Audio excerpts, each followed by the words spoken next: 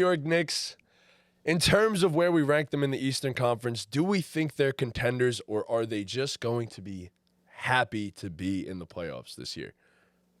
How do we feel, Tom? Since you are the Knicks fan, lead us off.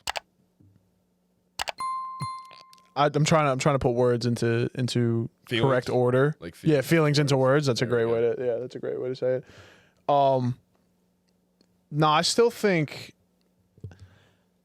Listen, even with just OG and not Randle, this team is night and day difference just with OG versus without him.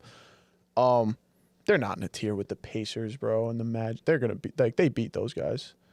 So here's if Randle's healthy, it's contenders. Not even thinking about it. But also, like if we have Miami as contenders, bro. Okay. Obviously, we could tell where my fandom lies. right? It's for me. No Randle. And look, at this point, I'm not expecting him back. And then OG comes back, and now he's sitting out again. And it's soreness of the same spot that I think OG's just precautionary, though. Sure. And if we have OG, we probably are in the contender tier by itself. But at the same time, I don't see us having a second option. OG isn't that. I love Dante, and his shooting has been phenomenal for us. But I don't have a reliable second shot creator to where I could say confidently that they'd beat the Pacers in a 7-game series, that they'd beat the Cavs in a 7-game series, or anything like that. I just can't confidently say that unless we have Julius Randle back playing at the level that he was playing earlier in the season. As much as I want to put them in the contender tier, I can't do so unless I had a guarantee that Julius Randle is going to be healthy and ready to go in the playoffs. In which that case, I would start to have an argument about whether they could beat the Bucks or not. Yeah. But just because of those reasons, I gotta put them in the happy to be here category.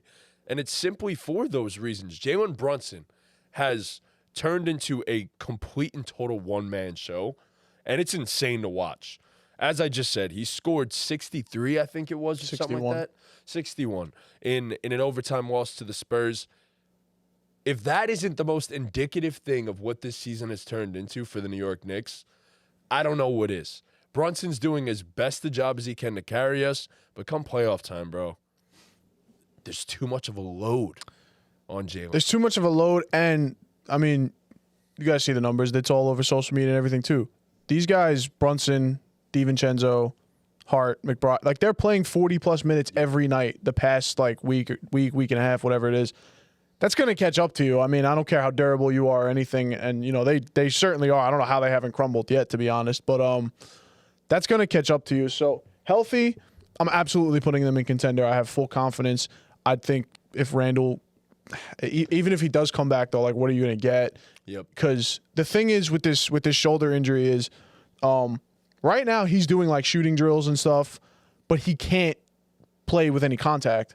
And so if they bring him back and tell him he has to baby his shoulder, then you're getting step back 3 Julius Randle and spin turnover Julius Randle, and that's not the guy you need in the playoffs. Like he can swing a series in a negative way that way for sure. Yeah. So health is a major concern. I think with OG, we could still get out of the first round, but past that with no Randle, it's going to be tough. Yeah, I mean, you guys pretty much said everything. I don't really have much to say about this. I think given where things stand right now, they have to be in the happy to be here category. I just don't think going into a series not knowing the status of Julius Randle, I don't think they could beat the Bucks or Heat. I don't think they're in a tier with those teams. Listen, if Randle comes back and plays a week at least just to get some type of legs under him, my opinion, I'm fine with throwing them in the back end of that contender category. I understand that. But as things stand right now, we have to put them in the happy to be here. And Sweezy, I just want to clarify with you just what we're doing. We're doing Eastern Conference contenders, so contenders to win the Eastern Conference. Yes.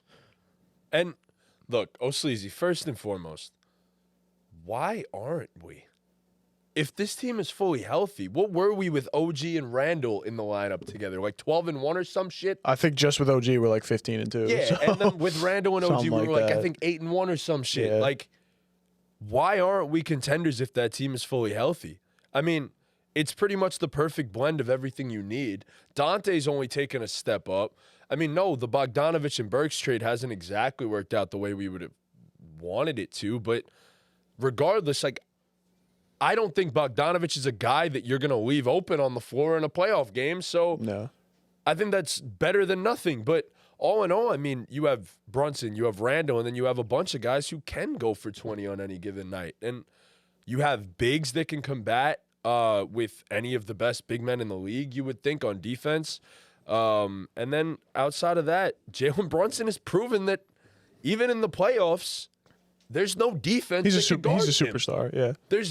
There's no defense that can guard him. So English, geez, it's a hard language to speak. But all in all, I mean, I don't see why we wouldn't be contenders. I don't.